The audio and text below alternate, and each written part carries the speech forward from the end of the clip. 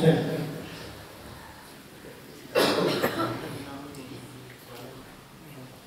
मोहम्मद ज़करिया,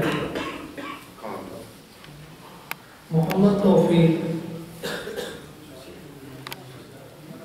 मोहम्मद उमैर ताहिर,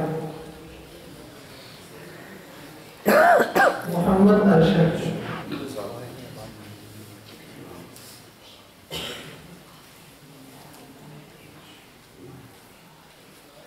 और वो 4 तलबा-ए-किराम जिन्होंने ज़िला टोबा टेक्सिंग में तकरीरी मुकाबला में हिस्सा लिया था, उनको भी एजाज़ी तौर पर इनामात से नवाजा जाएगा। वो भी तशरीफ लाए। मोहम्मद मुक़द्दस मुआविया,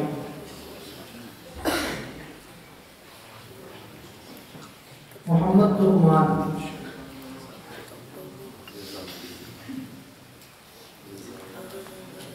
मोहम्मद अनीसुर रहमान, मोहम्मद आसिफ मुआविया,